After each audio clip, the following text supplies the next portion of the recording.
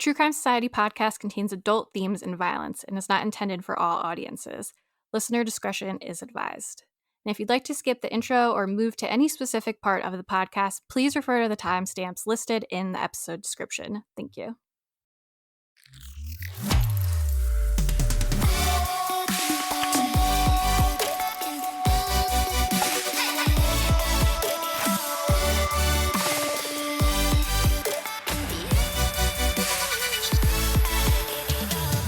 What's up, guys? Welcome back to another episode of the True Crime Society podcast with Stephanie and Olivia.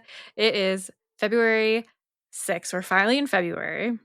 We're on our way through 2025, making our way through, trekking along. It's nice to know this is a short month, and we're going to be in March. I feel like slogging along it's like, you know, if you have like skis and you try to walk through the snow, it's like that. Yeah, definitely. We're going to be in March before you know it, and that's when my birthday is, and then it maybe starts getting a little nicer here where it's winter, and things are going to be looking up. I'm confident that things are going to be looking up by then, maybe, hopefully. Well, I've got a vacation planned in March too, to Thailand, hopefully, if it goes ahead. True. So that's surely got to be a good month. Yes, Olivia's back to her traveling bullshit. This is a trip that's been yeah, it has actually, but it's this trip's been planned for a long time, and I wasn't sure if it was going to go ahead, but now it seems like it might be. So anyway, I'll keep you posted. Yep, fingers crossed. It's tight. Like, even though I know we talk about how the time drags, sometimes time flies, and then all of a sudden I'm like, oh my god, I'm going in a few weeks. I've got nothing planned. So you should make like travel itineraries for all the trips that you've got on that we've talked about on the podcast, because people do ask us, like people have asked me about New York, and I feel bad because I haven't gone to the city since before the pandemic, really, and also I'm just not like young and spry anymore. I know I'm like not old either, but like I'm not going to the city to go out and drink and party anymore. So when people ask me for recommendations, I'm like, yeah, I mean, I know I live close to the city, but I haven't gone in forever. And I'm literally like, Olivia's actually been to the city like as a tourist more recently than me, so let's get some recs from her. I am only going to one place in Thailand. We're going to an island called Koh Samui, which is like, so I guess it's a little bit niche, but if anyone cares and wants to hear any information, let me know and I'll give you my recommendations after I get back. Yeah, but even when you went to like Japan and all the cool stuff you did. And that was a big proper itinerary. Like, we did a lot in Japan because we had to cram so much in. I think we were there for 8 days, so we crammed so much in. So maybe I should do a little bit of a summary when I get back. Patreon bonus itineraries. It can be a little side hustle. Yeah, I could do like breweries in like the New England area, like little New England East Coast day trips, stuff like that. Sometimes people do ask me for recommendations for that, and then I feel really good because I'm like, okay, I know exactly what to tell these people. But when people ask me about the city, I'm like, I have no idea anymore. I don't know what's cool. Before we get into today's episode, we just wanted to share a podcast that Stephanie and I have both been loving. Relationships, whether you're single, dating, or committed, can feel like a constant learning curve. The Sabrina Zohar Show is here to help you navigate it all with no BS, real talk that empowers you to build the healthy, fulfilling connections that you deserve. Hosted by Sabrina Zohar, this growth-minded podcast has built a thriving online community dedicated to helping people take control of their love lives and personal growth. With over 10 million downloads in its first year, a 4.9-star rating on Spotify and Apple, and ranking in the top 0.05% globally, the Sabrina Zohar Show delivers clear, actionable insights backed by psychology and neuroscience. I've said before, I love listening to like lifestyle relationship podcasts, so I was really happy to have found this one because sometimes I need a little break from all the true crime just to change it up a little. Each episode dives deep into the realities of modern relationships, helping you understand your anxiety, break unhealthy patterns, and respond with confidence in everything from dating dilemmas to long-term relationship challenges. This show is more than just advice. It's about empowering you to reconnect with your authentic self and make relationship choices from a whole, worthy, and confident place. If you're ready to stop second-guessing yourself and start showing up fully in your relationships, tune into the new episodes every Friday of the Sabrina Zohar Show, because love in all forms should never feel like a guessing game. All right, so we're just going to get into it today because we've got a couple updates as well with 3 different cases that we talked about in the past that I'm sure you guys will want to know about. So, we're going to start with the first big update that we have, and that's with the Ellen Greenberg case. And as a little refresher, she died in 2011. She had 20 stab wounds, including 10 to her back and neck, and she was found with a knife in her chest. But somehow they ruled her death a suicide, which has been very controversial. We've posted about this case on our Instagram. Obviously, we did an episode on it, but a lot of people have always side-eyed her. Was he her ex at the time? No, Or were they they were still still together together. at the They were time? Yeah, fiancé. they They were were still getting together. married. Yeah, they were getting Right, married. right. So a lot of people have been side-eyeing her at the time fiance because everyone's like, how do you stab yourself in the back 10 times? So her family has been fighting for years, ever Yeah. since this happened, to be like, her death was not a suicide. Past week, a judge finally ruled that a 2022 lawsuit filed by her parents against the city of Philadelphia could move to trial.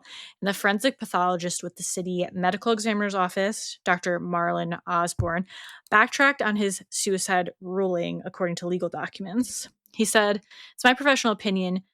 Ellen's manner of death should be designated as something other than suicide. Since issuing the amended death certificate, I've become aware of additional information I did not have at the time of issuing the amended death certificate, which may have impacted my opinion." And this information is from an article. It says the Greenbergs entered a Philadelphia courtroom Monday morning to begin the trial in their case, which accuses local officials in the medical examiner's office, including Osborne, of covering up their daughter's death and participating in a concealed conspiracy for the purpose of disguising Ellen's homicide as a suicide.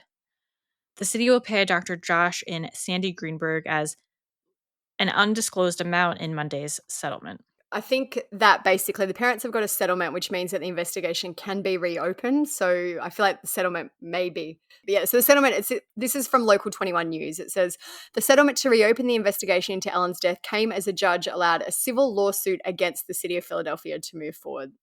So a little bit confusing within terms because I guess financial settlement and we're not entirely sure of all the details about what is going on, but the lawsuit is now able to proceed. The medical examiner has backtracked and it feels like it will be ongoing for the next foreseeable future. Yeah, so great news for her family because they've been fighting for a very long time for justice for their daughter. Because, Yeah. I mean, I have to agree, it does not seem right that that is a suicide. Yeah, I think I did say in the episode I believed it could have been a suicide, but only because I have seen some crazy, crazy suicide methods in the past. Like there was a man, for example, who cut off his own head with a chainsaw. Like I feel like there's always the possibility that it could be a suicide, even though it seems unlikely. But now that the medical examiner has come out and said that, my opinion has probably changed more so to this being something else. I don't know. But then I also wonder in terms of when they're saying a concealed conspiracy, like why would they cover it up? What is the interest of the officials to cover it up? Was there some Well, I wonder if it was just like financial, they made a I don't know. mistake at first and now they're like, we didn't Yeah. make a mistake. Yeah. And rather than kind of owning it, they've all tried Yeah. to be like, no, Like, not that's what so it was. much like a An cover up actual, covering something up, but more like, yeah. oops. And Yeah. now they just kind of have to double down. Yeah. That's kind of what I think. So there are two other quick updates in cases that we covered. One of our very first episodes, I think, way back in 2020 Yeah. possibly, was about Evelyn Boswell. She was a little Seems like girl. ages ago. I know. I That mean, it was is. maybe like we always encourage people to listen to our old episodes if they're not familiar, but maybe don't listen to them because we've learned a lot. But basically, Evelyn went missing and she wasn't reported missing for a long time. Her mother was Megan Boswell, and this case, her remains were eventually found in like a shed on the property. The trial has just started. So 5 years basically after Evelyn died, the trial has started.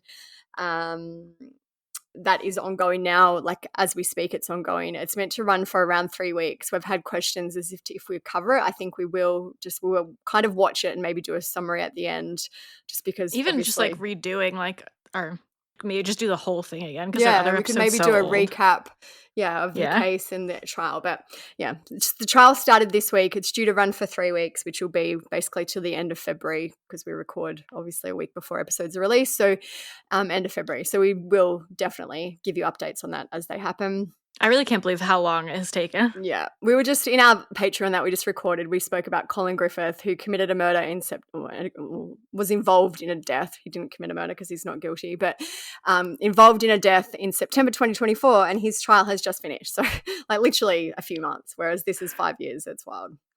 I think I do remember there was like a lot of back and forth with like, Yeah.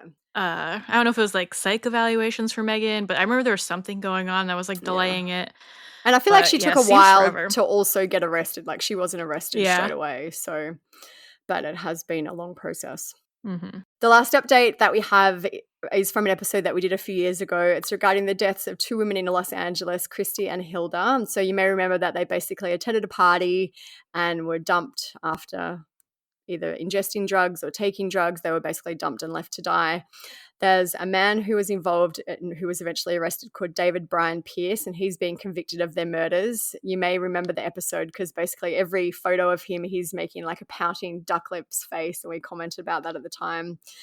He was Yeah, like a real fuckboy, but like way too old to be a fuckboy. Probably wore a lot of Ed Hardy, like way past the time where Ed Hardy was cool. Yeah.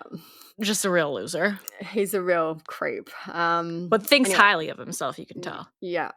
So the jury found him guilty of 7 charges of sexual assault for unrelated prior charges, so not related to Hilda and Christie's cases, 3 counts of forcible rape, 2 counts of sexual penetration by use of force, and 1 count each of rape of an unconscious person and sodomy by use of force. And those incidents took place between 2007 and 2020. And he'll be sentenced on March 13. So he's facing up to life in prison.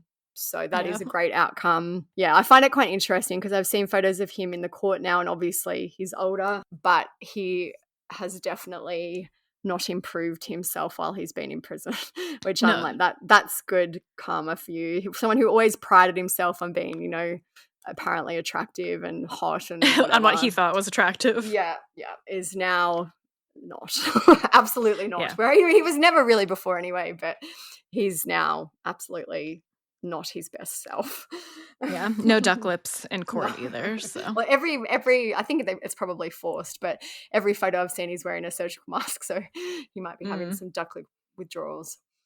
Yeah, but all around, he was a disgusting person. I remember when this story kind of first broke, so many other women came forward about how he either sexually assaulted them, tried to sexually assault them, made them uncomfortable, tried to drug them, like so many horrible things. So it's just nice to like finally see people who get away with this so often be held accountable for what they do. Yeah, and I would be surprised if he gets a lenient sentence. I feel like he's a piece of garbage, and it seems like the judge knows it as well. So I would probably expect the maximum sentence or a very long sentence at the least.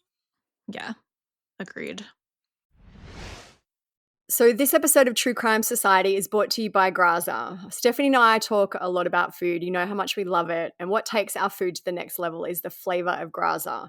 That's our olive oil of choice, top-notch extra virgin olive oil at an affordable everyday price. Graza has not one but 2 olive oils that come in a super fun squeeze bottle for ridiculously easy sizzling, drizzling, and everything in between.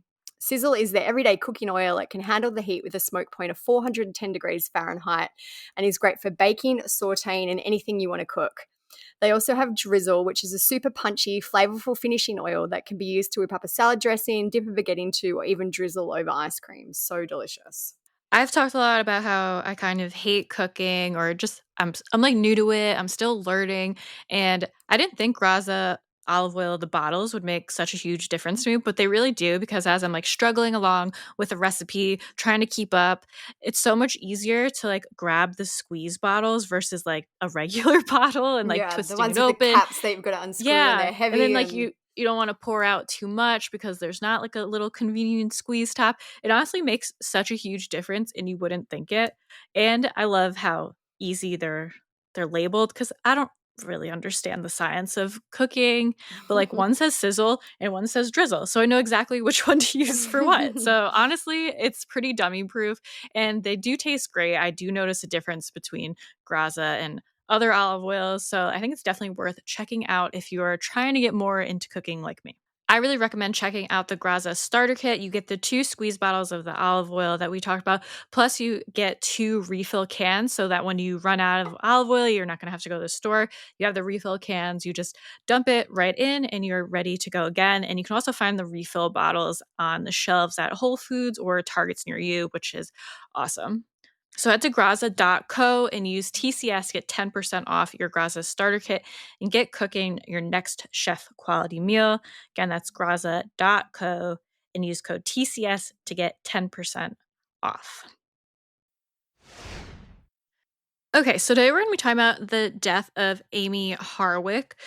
She was a marriage and family therapist, and she was also a sex therapist and a writer. She was very educated, had a lot going for her, was well known in her field, I would say. She was 38 years old when she was murdered in Los Angeles on February 15th, 2020, by her ex-boyfriend Gareth Pursehouse. Amie was kind of well known in her field. She had a bit of an online presence. She was very active on social media at the time she died.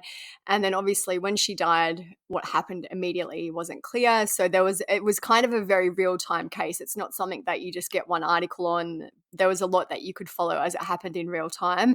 I think we definitely had a blog back when it was happening. We've got a brand new blog as well for it. But yeah, you may have been familiar. There was a lot of articles, I guess because of her celebrity connections, which we'll get into, but it was quite a high profile real-time case at the time. Yeah, because of her position, like her job, which obviously she's a therapist, like it's a well-respected job, but I think a lot of headlines and media Yeah. outlets were like sex therapists like murdered, and it was Yeah. very sensationalized. Of course she is a pretty woman also, which people were using, and sex therapist, and she dated a celebrity, which we'll get into, so it was easy to spectacularize. Yeah, sensationalized. She had a lot of also connections within kind of the adult film industry or the adult industry, so a lot of articles played on that. It's yeah, I guess it was a case that had a few different aspects to what we usually hear about, which is why the media ran with a lot of that. Yeah, it reminds me the media response reminds me a little of, like Cat West. Yeah. Because she was what only one was it OnlyFans? I don't know, whatever. I know. Yeah, Yeah, or like OnlyFans maybe before it was OnlyFans, but, yeah, like, whatever it was same type of called. Yeah. thing. This is the Playa del Rey man accused of pushing an ex-girlfriend off the third-story balcony of her Hollywood Hills home. Okay, people look at me like I'm a crazy person when I do this, but I don't care. Police say Gareth Pursehouse murdered famed sex therapist Dr. Amie Harwick this weekend. A man Harwick had a restraining order against until 2 weeks ago when it expired. He was a stalker. When they broke up, he didn't take it well at all. He would do stupid stuff, say stupid stuff, and you tell him move on, dude, leave it alone, and he wouldn't. Pursehouse was arrested at his Playa del Rey home. Detectives now learning she'd recently expressed fear about her former boyfriend. But Harwick was most recently connected not to Pursehouse, but to Price is Right host Drew Carey. They were briefly engaged in 2018. In a statement, he reveals he's overcome with grief, even posting on social media saying, "I hope you're lucky enough to have someone in your life that loves as much as she did." Harwick was known for her career as a sex and family therapist, offering relationship advice off and online. A person could act out a little bit more, be manipulative to get their partner's attention, especially if they feel like there's going to be a rejection. Tanisha Offray of Shepherd's Door Domestic Violence Resource Center says the system to protect victims is broken. A lot of these guys are not threatened by that piece of paper. They're not. They will play the system. They'll wait until they have their opportunity, and then they'll do whatever they feel they need to do to seek revenge. Offray says they do what they can to help victims of domestic violence, but a complete overhaul of the restraining order system is vital. All right, so we'll get into some background info. Amie was born Amie Nicole on May 20th, 1981, and she was adopted when she was 11 months old by her parents, Tom and Penny Harwick. She also has a brother named Chris, who was also adopted. Yeah, so there's a 48 hours episode on Amy's case. So we've included in this episode a few kind of quotes and excerpts from that, and that this excerpt is from that show. Erin Moriarty, who's the host, said, "Do you remember the first time you saw your little girl?" And her mother, Penny, said, "Oh, I absolutely remember, kind of like a fairy tale. Here's a beautiful little girl sitting there, and she's going to come home with us and be our daughter. It was wonderful." I'll just say. And then her dad said, "And believe it or not, she had a head full of curls." And her mom said, "And her hair was honey colored. By the time she was 4, it was so dark." Penny also spoke about how Amie reacted when they adopted her brother Chris. She said she was okay with it for a couple of weeks, and then she said, "Well, when is he going back?" And I said, "Well, he's not. He's your brother. He's going to be here forever." Seems like a pretty standard response for Yeah. most oldest kids. Kids are like, "I've had enough." Amie was raised in Lansdale, Pennsylvania, and she graduated from North Penn's High School in 1999. In 2001, when she was 20 years old, she moved to Los Angeles and she completed her undergraduate studies at California Polytechnic State University. She went on to receive her Master of Arts in Clinical Psychology from Pepperdine University. She also obtained her doctorate of human sexuality from the Institute for Advanced Study of Human Sexuality. So, like we said, she's very well educated and took her career in education very seriously. Amie's family have said that she loved music, including Tori Amos, Depeche Mode, and Christina Perri. What a mix. Amie also had many hobbies and interests. She did some modeling, wrote a book called The New Sex Bible for Women, The Complete Guide to Sexual Self-Awareness and Intimacy.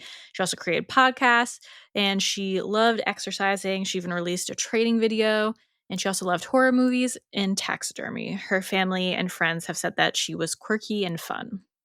Her favorite foods included cookies, cheesesteaks, pork rolls, and Lebanon bologna. What an array. I don't even know what Lebanon bologna No, is. do I? I've got no idea. Amie also had a cat at the time of her death named Marquis de Chat. Like it's French, so hopefully that's close enough. Yeah, she kind of had like, I don't know, I don't want to get shot down for this, but she kind of had like a gothic vibe. Like she had a vampy vibe more so, I guess. Like she had dark hair, she was always red lips. You know, I've seen photos of her house. It's very vampish, if that kind of gives you a picture of who she was. She reminds me of who's the burlesque? Yeah, Dita Von Teese. Yeah, Dita Von Teese, like a similar look vibe to Dita Von Teese. Yeah. So at the time of her death, Amie was well known in her community in West Hollywood. She had just started working with Pineapple Support, which is an organization of sex work positive mental health professionals. The organization was started after there were many suicides within the adult industry. Another LA sex therapist said she really, really wanted to help society, and she had so many great ideas to reach out to underserved communities.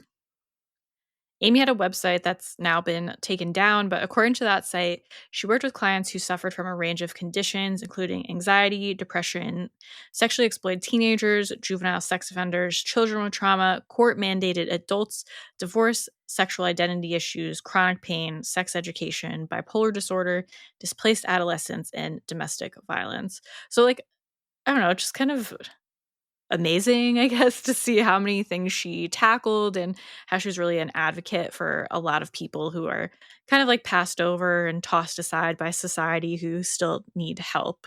Yeah. Wish that there was more people like her around today. Definitely. In terms of her relationship history, after high school, she met a man named Tommy Decker, who was a drummer from LA. They met at a local concert and they began dating long distance. And this is actually what prompted her to move to LA in the first place. So Amie and Tommy got married, but they divorced after 3 years. So around 2009, Amie started dating a man named Gareth Pursehouse. They met at a Hollywood party where she was working as a hostess to pay her way through school. One of her friends named Grace Stanley said he was very loud, fun, smiley. He is one of the nightlife photographers. It was very clear that he was taken by her because he would always want to take a lot of pictures of her. Another one of her friends named Rudy Torres spoke about his initial impression of Gareth. He said, "If you would meet him, you would think he's charming, a little goofy, kind of dorky." They dated for about 18 months before things started to go downhill. A friend named Marcy Mendoza said Amie and Gareth lived together and he was very possessive over her. He wanted to know where she was at all times. Who was she with? He was always checking her phone. I feel like he probably felt like insecure because she comes off as like a very confident, doing her own thing woman, you know? Amie ended up taking out multiple restraining orders on Gareth, with the first being filed in 2011. She had a temporary restraining order that year, but apparently didn't attend a follow-up hearing at the Superior Court, and the order was dismissed for lack of prosecution and electronic docket shows. Another was filed in 2012. In April that year, there was a hearing on whether to extend the protective order. Both Amie and Gareth gave evidence. So, according to the New York Daily News, Amie alleged that there were multiple arguments in which Gareth choked her, suffocated her, pushed her against walls, kicked her, dropped her to the ground with force restrained her, slammed her head into the ground, and punched her with a closed fist. She filed the first order after she claimed that he pushed her from a car. She wrote that he broke into her apartment multiple times, including one occasion in which he smashed 10 picture frames on her door and told her things will get worse. The day after, Gareth reportedly returned to apologize, taping about 4 dozen roses to the entrance of Amie's house. So, like, typical abuser behavior, the Yeah. Love abusive, bombing. yeah, Yeah. and then bring in the roses to be like, I'm so sorry. The judge granted her request for the protection order, but despite the orders, Gareth continued to stalk Amie, of course. Amie told friends that she believed Gareth had broken into her new apartment.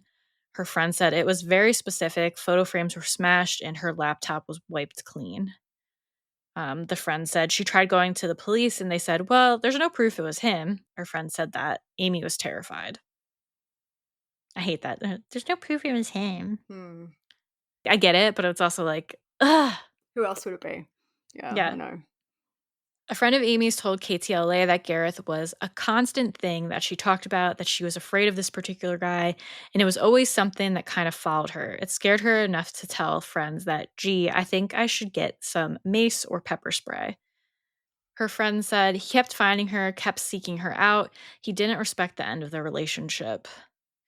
Another friend said she really was worried at that point. She said, if anything happens to me, it's him. Her friend Rudy told KABC that Gareth was a stalker, adding, when they broke up, he didn't take it well at all. He'd do stupid stuff and say stupid stuff. You tell him, move on, dude, leave her alone, and he wouldn't. The protective order expired in 2015. And in terms of background for Gareth, he worked as a photographer as well as a software engineer and developer, but that's all we really know about his background.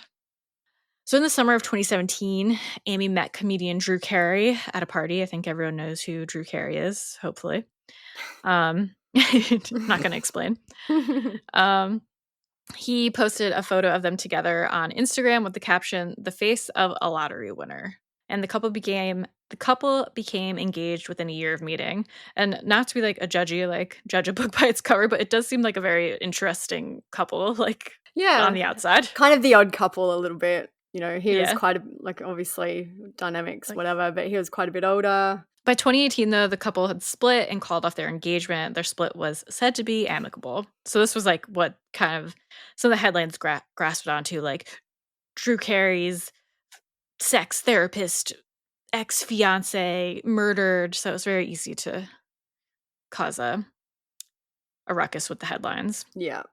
On January 16th, 2020, Amie ran into Gareth at a public event, the XBiz Adult Film Awards. The event was being held at the JW Marriott in Los Angeles. She was an attendee and he had been assigned to photograph the event, and the event was hosted by Stormy Daniels. Her friend said Amie hadn't seen Gareth in 8 years, and when he was on the red carpet, she noticed him taking photos. When he saw her, he made a beeline for her and started yelling, screaming at the top of his lungs, "You've ruined my life." How stressful, like, all these years later, and he's still just lurking around. And even how unprofessional of him. Like, he was there working the event, taking the photos, and then to have, like, this mental break where he's screaming at her at a work event is just shows you how red flag. He was. Yeah. Amy's mother, Penny, spoke about the incident. She said he called her a bitch and he just told her she ruined his life, and she just told me how she was afraid because he was crying and causing a huge scene. And Amie said to her mom, I went into therapist mode. I just tried to calm him. Amie tried to calm Gareth down for an hour, and she left the event very worried and stressed. Some of Amy's friends have spoken to the media about the situation. A friend named Hernando said it was the absolute worst possible luck. He said the meeting with Gareth seemed to reignite his obsessive preoccupation with her. Another friend said Amie had recounted that when Gareth saw her, he just went ballistic and lost it, and he made a scene. She was very scared. Apparently, Amie said, "What am I going to do? I let my roommate know I have home security," like just listing ways to kind of protect herself or have some security. Yeah. Adult film actress Jasmine St. Clair said Gareth knew Amie was going to be at XBiz. He stalked her there and he went batshit crazy. His behavior was abusive and threatening. He was yelling and screaming. Amie told me after the incident that she was scared he would show up at her home. She went to the police, but they didn't take it seriously. He was really obsessive over her, controlling. The district attorney, Victor Avila, would later speak about the incident. He said 8 years by happenstance, they bumped into each other. He goes into this angry, emotional tailspin and tells her she ruined his life. Amy's friends have said that Gareth became angry after Amie rebuffed his attempts to get in touch with her after they ran into each other at the awards. He left her a voicemail that said, "I have so much I need to say. Please give me a chance to just say it. Please," crying. Please. Amie sent texts to friends and an email to herself outlining that she was scared of Gareth. Her friend said he kept texting her. He left voicemails, like just crying. Eventually, she just had to block him. And again, she was fearful for her safety. Just before Valentine's Day 2020, Amie made this post on her Instagram. It's kind of like a picture quote. It says, "You cannot move on until you accept this. You will not receive closure in every situation, but you can create it for yourself. Most of what other people do is about them, not you. Some things cannot be explained. Some people won't apologize because they can't. You cannot change people no matter how much you think they need to change. People change themselves." And she wrote, the caption said, "With Valentine's Day coming up, many people may be reflecting on past relationships. More often than not, when a relationship ends, one or both partners may feel that they have not had what they feel is closure. Moving on, moving forward, and taking care of yourself after the end of a relationship often means accepting that you may not have the ideal closure. Making peace with this takes time." So it seemed pretty relevant to what she was going to. Yeah, she was very active on social media. So she made that post, I think, which, because for me it's a little bit hard because of the time zones, but I'm pretty sure she made that post on the 12th, and then she made another post on the 13th and one on the 14th, which was essentially the day that she ended up dying. But her handle on Instagram is Dr. Amie Harwick, Amie Harwick. Her Instagram is still open and public if you want to go and have a look at the kind of posts that she was making right before she died. Before we continue with the episode, we're going to hear a word from our sponsor, Prolon. Long work weeks and busy weekends, month after month, can leave you feeling and looking depleted. I know when I've had a busy week, sometimes I think, gosh, what is going on? Prolon works at the cellular level to rejuvenate you from the inside out, supporting enhanced skin appearance and fat loss, and improving energy and focus post-fast. Prolon's program takes the guesswork out and equips you with a science-backed plan, making it a key tool for your health journey. So Prolon's fasting mimicking diet is a revolutionary plant-based nutrition program that nourishes the body while making cells believe they're fasting. Researched and developed for decades by USC's Longevity Institute and backed by leading US medical centers, Prolon helps support healthy blood sugar, enhanced skin appearance, fat loss, and improved energy and focus post-fast. It all starts with their 5-day program, snacks, soups, and beverages designed to keep your body in a fasting state. No guesswork or planning required. 3 consecutive cycles of Prolon have been shown to reduce your biological age score by an average of 2.5 years and your waist circumference by 1.5 inches. People who have tried the 5-day program have said they feel so much better and that Prolon really isn't like any other diet that they've tried because it's not a diet and it's truly science, and they all say that it's so convenient because you get everything that you need in one box. To help you kickstart a health plan that truly works, Prolon is offering True Crime Society listeners 15% off site-wide, plus a $40 bonus gift when you subscribe to their 5-day nutrition program. Just visit prolonlife.com/TCS. That's prolonlife.com/TCS to claim your 15% discount and your bonus gift. prolonlife.com/TCS. All right, so on February 14th, Valentine's Day in 2020, Amie went to a burlesque show with her friends. She left her house at around 7 p.m. Amie was living with her flatmate at the time, a man named Michael Herman. Michael has spoken to the media about what happened that night. He said that he remembered waking up at around 9 p.m. because he heard a sound, LAPD homicide detective Scott Masterson spoke about that and said, Michael told us that he thought Amie had came home and dropped a dish or a glass or a plate or something. He didn't think much of it. I've seen some other reports where Michael said that Amie's cat sometimes knocked things over. So like it didn't sound like something that he had to rush out and check. He just thought something had fallen essentially. Like a little accident. Yes. Police, though, think this is the time that Gareth broke the front doors to the house and entered the house to wait for Amie. There was a man matching Gareth's description that was seen on a neighbour's camera. The man was wearing gloves and a cap. He approached the camera and moved it. There's actually some stills of that you can see the man with the glove reaching out to kind of turn the camera around. Basically, he So did a scary. and it's so creepy. He did such a sloppy job because he was seen on CCTV a bunch of times. I just couldn't imagine coming home and having like someone in your house waiting for you to attack you. It's so scary. Detective Masterson said, it shows his premeditation and his plan in the event. Has he been there before? Most likely, because he knew exactly where he was going to hop the fence, which is super creepy. So police believe that after Gareth broke in, he lay in Amie's bed waiting for her to come home. And I think they believe this because there's a photo of her bed, which I've put on the blog, and like someone has been under the covers. So I guess maybe she didn't make a bed in the morning, but they are saying that basically she went out that night and he got in her bed and lay there and wait for her, which is disgusting. Yeah. When Amie got home just after 1 a.m., Gareth attacked. Michael, the roommate, said, I remember thinking this is just so much worse than any horror movie I've ever seen. I was woken up by screaming, like blood-curdling scream. And I yelled, Amie, and I heard choking right after that. So Michael was in a downstairs bedroom when the attack happened. He said, I knew for a fact there was somebody up there after that. I'm trying to listen. You don't know for sure what was going on. Was he acting alone? Was there more than one person? I start rushing to look for my phone. I can't even imagine the panic because obviously you'd want to help. Oh my God, I'd be so scared. But then self-preservation, you don't know what's going on. Like it would be such a chaotic, confusing, tumultuous time. Yeah, it sounds horrible, but like I can't say I would like rush out there to be a hero. You're scared. You don't know if this person has guns. Yeah. At least the smart thing to do realistically would be like call for help first in case something does happen to you. So Michael started looking for his phone, but he couldn't find it. He ran to a neighbor's. Yeah, I know. What are the odds? He ran to a neighbor's house to get help, but nobody answered the door because obviously this is, 1 a.m.-ish in the morning. I'm not answering the door at 1 a.m. if anyone's knocking. Yeah. There's actually CCTV of him doing that, so that kind of proves that his story is for real.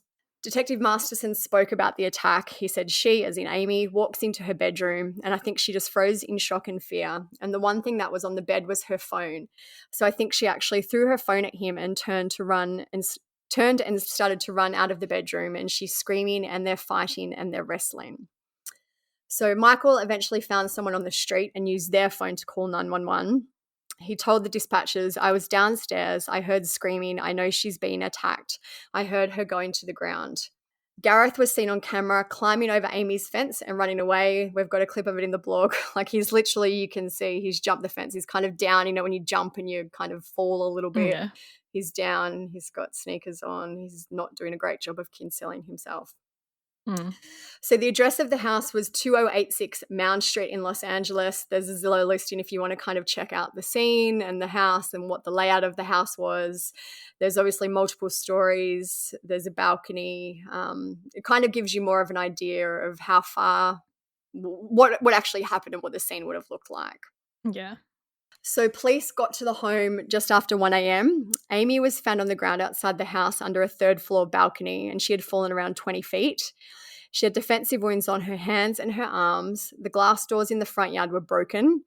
Black beads from her crucifix necklace Black beads from her crucifix necklace were scattered around the room, and there was a syringe filled with liquid found on her balcony. So there's actually a photo, like a crime scene photo of this syringe. I don't know what heroin looks like, but it does look to me like, heroin, they always say is like that brown coppery color, maybe. I could be wrong, but that's what I would assume it would be too. But basically a syringe with liquid was found on the balcony. Amie was taken to hospital where she passed away hours later. At the time of her death, it was reported in the media that she had significant injuries consistent with a fall. The LAPD said the investigation revealed possible evidence of a struggle in the upstairs as well as forced entry to the residence. A canvass of the area located further evidence of an intruder entering the property and leaving after the murder.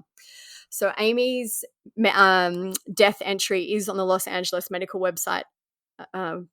Los Angeles Medical Examiner website to this day. It basically says that her place of death was hospital, manner was homicide, and the causes were blunt force injuries of the head and torso, and that she also showed evidence of manual strangulation. So kind of indicating that she was strangled before she was thrown over the balcony, which both of those things caused her death. So around the time of Amie's death, Gareth had been active on social media. A lot of it's been taken down now, but thankfully it's been recorded. The internet never forgets. So the day that he went to Amie's house was February 14th. That day, he was tweeting about politics. He wrote about, he said, I can't figure out why gerrymandering isn't a federal crime. And he commented on Attorney General Bill Barr's ABC interview about President Trump's tweets interfering with his job by saying, then why isn't Barr prosecuting Trump for impeding justice? Basically, he's doing a whole bunch of political tweeting on the day that he was carrying this out. Yeah. His last tweet was made on the day of Amie's murder, and that was in response to a comedian. The comedian said that he had received 400,000 views on his latest YouTube video in less than a week. Gareth tweeted back, I've been special since I was 5. No views. So pathetic. What a loser. Yeah. He also tweeted that day, which is just kind of a random tweet. You can't get fit without that new gym clothing, but they won't give you that gear until you're fit. So tough titties, bucko. Cool. Yeah, cool. Probably thought he was like so clever and funny. Yeah, like. and so intellectual, doing his political tweeting and just, yeah. Loser. Police, as we mentioned, initially believed that the syringe they found was filled with heroin. This is a quote from the 48 Hours show. Erin Moriarty said when officers first saw that, they thought that this was some kind of drug deal. And the detective said, yeah, or maybe she was using drugs or fell over and they don't know. There is, in the 48 Hours episode, there's a body cam excerpt where basically the police are questioning Michael, the roommate. The police officer says, sir, do you know her history of drug use? And Michael says, no, she's sober. She doesn't drink. She doesn't even drink. And the officer said, she doesn't drink, like incredulous.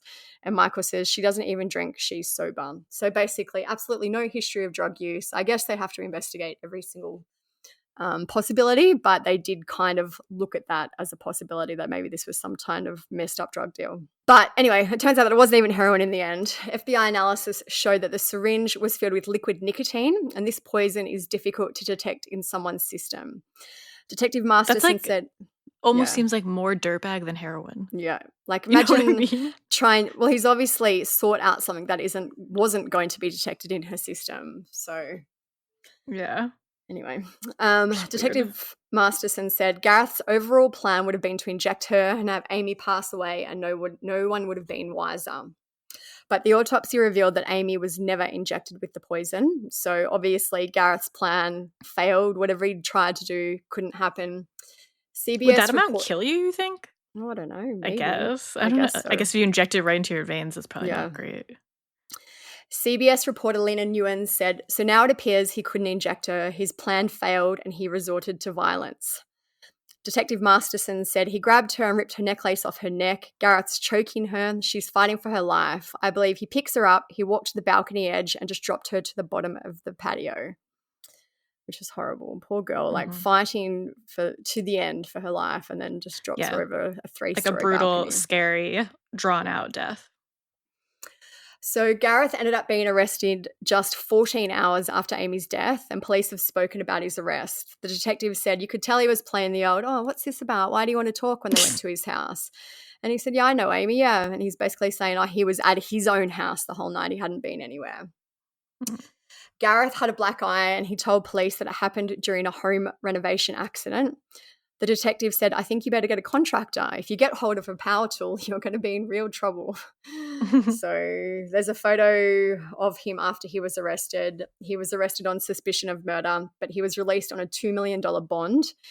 He was rearrested and officially charged with murder a few days later, as well as a count of first-degree residential burglary with the special circumstance of lying in wait, making him eligible for the death penalty. Detective Masterson said he had scratches on his neck, chest, and arms. He had a large bruise on the inside of his bicep, which looked to me like a bite mark. So she really, really, really fought to the very end, biting him, scratching him. She's a very petite girl. He looks like, I think he's 6'2", I've read. A big guy. She really, really tried her hardest. District Attorney said the theory is that once Gareth Pursehouse was blocked, detectives believe he prepared and began planning her death. It blocked, as in blocked from contacting her after the adult industry awards, where he kind of lost his mind. Yeah. The DA said all these actions show he was going to, in a way, punish her for rejecting him and that he thought about how to do it. The Deputy District Attorney said, I think Gareth decided to do this on Valentine's Day on purpose. I think Gareth decided to kill Amie on a day that symbolised love and couples, and I think it was just poetic justice in his opinion. So there are photos of the scene. You can kind of see where he broke in. It looks like he's broken a glass door pane to gain access to the house. So yeah, there are some scene photos online if you are interested in looking them up, and there's some on the blog. Michael, the roommate, has spoken about the survivor's guilt that he's dealt with since Amie's death. He said, she's gone and I'm still here. But Amie's parents said, Penny said, oh my gosh, he did the exact right thing. And Tom, Amie's dad, said he made all the right decisions, which I absolutely agree with. He did, you don't ever know how you're going to act in one of those situations. He did as much as he possibly could. I hate how people always blame and bully that person. They're going through enough as it is, and you don't know how you would react when that's happening. Yeah.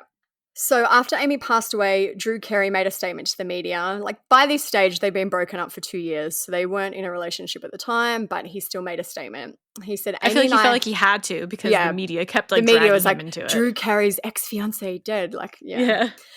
He said, Amie and I had a love that people are lucky to have once in a lifetime. She was a positive force in the world, a tireless and unapologetic champion for women and passionate about her work as a therapist. He would also later say, after Amie's murder, I took a week off. Really, I couldn't function. My first day back, we taped the high school show for Kids Week. I believe he's talking about The Price is Right. We taped the high school show for Kids Week. It was all high school kids. It was my very first show back and everyone knew what happened to me. So I took the time during the break to talk to these kids. He said, I wish he never did it. I wish he never met her. I really try to practice instant forgiveness and unconditional love. The closest you can get to that, the better you are. Amie's friend Hernando also spoke about what we've spoken about, the sensationalist kind of media angle that was taken with this case. He said, she did everything she could to protect herself, and this person still sought her out and was violent towards her.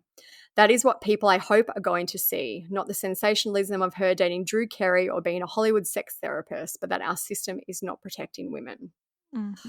On April 16th, 2020, Gareth pled not guilty to the charges. His trial began in August 2023. The DA told the court Dr. Amie Harwick was murdered by defendant Gareth Pursehouse because he was obsessed with her. He strangled her, lifted her up over the balcony, and dropped her to her death. Amie's parents sat through every second of the trial, even though a lot of the information and evidence was very graphic. They were there every single minute of every single day. Gareth's defense attorney, Evan Franzel, said that Gareth had been sent into a deep, debilitating depression after his encounter with Amie at the Adult Film Awards. He told the court that Gareth went to Amie's house with the intention being to talk to her. Gareth's attorney also told the court that Gareth had intended to kill himself with a nicotine syringe. Sure. The trial ran for 10 days. The prosecution and defense basically argued back and forth about if Gareth had intended to kill Amie or not. There was never any doubt that he killed Amie. It was basically what had actually happened that night, and if it was, a premeditated murder.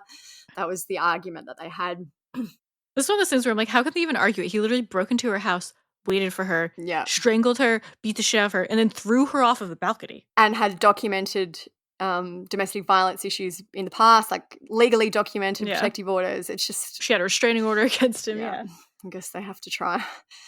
In the state's closing arguments, the email that Amie had sent to herself about Gareth was read out. And this was so smart of her to do that, because this was another way that she documented, what had been happening. And that they said at the trial it was all the closest that she could have gotten to testifying herself about what had happened. Yeah, and just a side note, you should do that with anything, like anything sketchy that happens to you, like Yeah. something like this, work related, like anything where you just feel bad about it, put it in writing and email it to yourself because Yeah. it is really great advice and great to have if you ever need it. And I also feel like do it at the time when it happens. Don't think I'll do it next week Yeah, when I get a chance. Do it because the while everything's timestamp. fresh in your mind, so you Mhm. can remember the most details that you can. And it might feel silly, but if you think about it, like no one's ever going to see it but you. Yeah, and you've got it there just if you need it.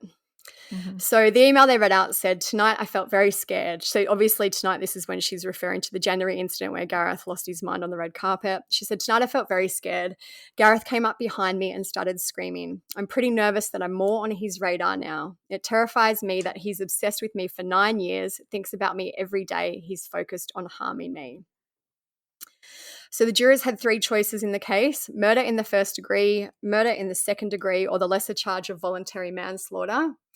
They ended up finding Gareth guilty of first-degree murder with the special circumstance of lying in wait. And rightly so, he ended up being sentenced to life in prison without the possibility of parole, which I think was absolutely the right sentence in this case. He was a heinous man who made her life hell for so Mhm. many years and then brutally, brutally murdered her. Absolutely the right choice, in my Yeah, opinion anyway. agreed. So Amy's parents have spoken about the hardest part of losing their daughter. Penny said it's just the absence and the quiet. Tom said just one huge void. And Penny said, I miss our adventures. Tom said, we miss you, Amie. Every day we think of you. And Penny said, we're not the same people we were before, but we keep trying to be. Erin Moriarty asked them, anything you wish you had been able to say to her? And Penny said, just to tell her one more time that I love her. I know she knew it, but I know she knew it, but I wanted to be able to say it. So that is the whole case chronologically. Obviously, I think that Gareth will be in jail for the rest of his life. Hopefully, there haven't been, it's been now nearly 5 years since Amie died. So the media kind of reporting around it has died down. Around Valentine's Day every year there seems to be an article that pops up that kind of rehashes the case, and a lot of like the CBS thing was about it being like a Valentine's murder, which I do agree that's probably why he picked the date. It was symbolic for him. Mhm.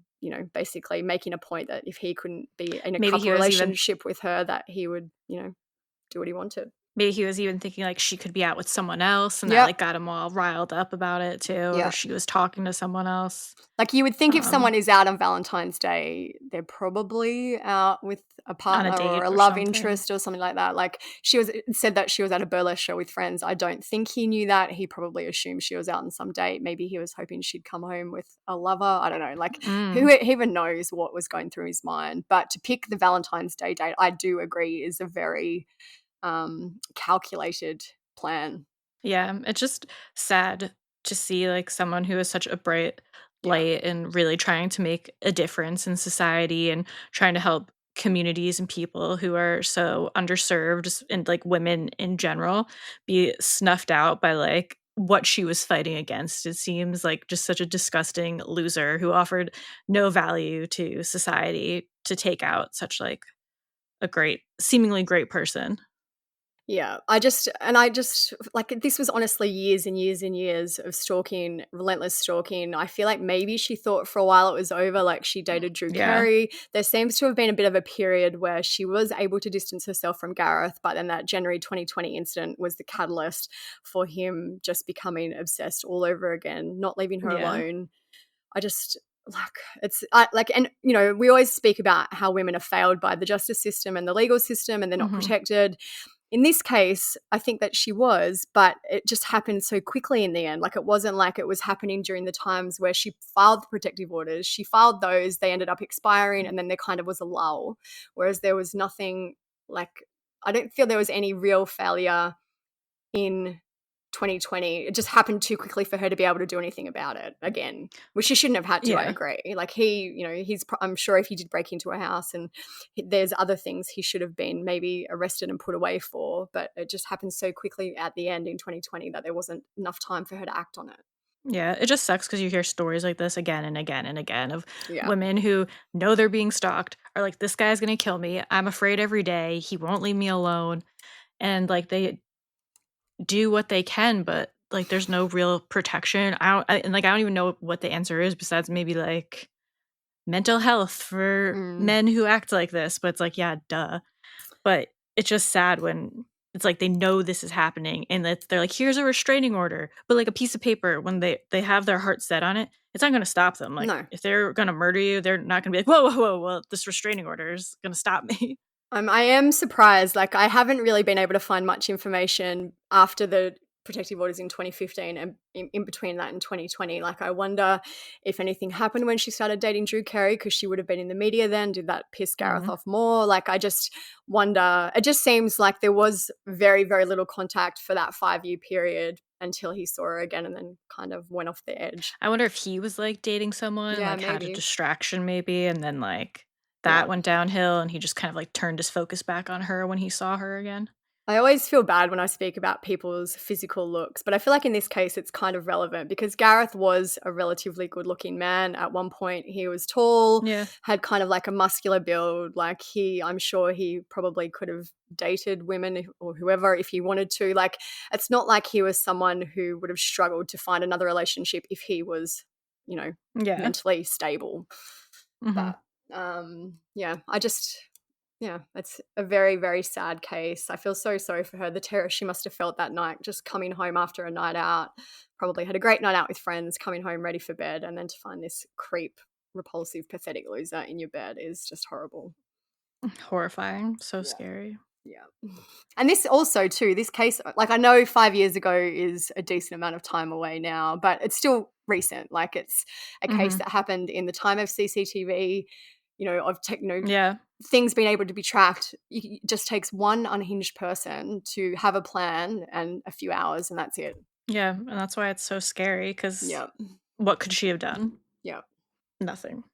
So that is that sad ending to a sad Yeah. podcast. There is a lot out there. Like, I find Amy's life really interesting. Her social media, as I mentioned, is all still open. Even like when you look at her Facebook, she'd just been trying to sell, I think she must have ridden motorbikes or some type of bikes because she was selling like motorcycle leathers. It's always interesting just to see someone's life and have an insight into who they were before, something happened like this happens to them. So I recommend, I've linked it all on the blog if you want to go and check it out and learn a little bit more about who Amie was. Yeah, I'm glad that they left her Instagram and all that up because a lot of times like people take it down or it'll get like memorialized or make like it the family private or takes it something. down. Yeah. But I feel like it is like a kind of like a testament to who she was and what she cared about. And there's a lot of great posts on there about just like advice. So I think it is really great that that's still up, kind of like a legacy for her. Her very last post, which was made on Valentine's Day, it says, it's like a big image thing, and it says platonic love is important too. She wrote, many people are celebrating love today. Whether you are in a relationship or not, exposure to this could feel overwhelming if you are in an unhealthy relationship, dissatisfied with your relationship status, unhappy in your relationship, or feeling pressure to be in a relationship. I think that Valentine's Day is a wonderful time to be mindful and redirect thoughts about love to platonic love. There is so much cultural emphasis on romantic love, but let's be thankful for the authentic love that we give and receive to friends. So How nice. yeah, lovely. She's got some videos on there. There's some videos of her on YouTube, which I've put on the blog as well. Just some of her giving interviews about, therapy issues and things like that. So there's a lot out there if you want to learn more about Amie. All right, so that is it for this episode. As we said, everything will be on the blog and all the links to our social media and all that if you want to check it out. And that's at truecrimesocietyblog.com. Make sure you're following us on Instagram where we post lots of daily updates on true crime. Our handle's True Crime Society on there. If you want to check out our personal accounts, mine is StephSum_. Olivia's TCS Olivia if you want to see what we're up to. And if you want more content from us or ad-free episodes, check us out on Patreon. We do weekly bonus episodes on there, so you get 2 episodes a week, all ad-free. Plus, there's like little Patreon chats and its own community, so it's fun to hang out on there. And otherwise, all the usual stuff. You can leave us some nice Spotify comments, some nice reviews, and make sure you're following on whatever platform you listen on because those are all a big help to us. And if you could share the podcast with your friends, family, share it on your Instagram story, we appreciate all of that so much. Absolutely. But that is it for this episode. Is this come out on Valentine's Day? 13th. Hope everyone has a happy Valentine's Day, whether that's with a significant other or your friends or your pets or your family Yourself. or anyone. Yeah, yourself, a Just treat self-love, treat self-care yourself day. to some candy and a movie or something like that. Just, yeah. Like what Yeah, Amy that sounds said, amazing. platonic love, even love for yourself, is a great kind of love to have. Yeah, just so true. Yeah. So stay safe out there, everyone. Thanks for listening. Peace out. See ya.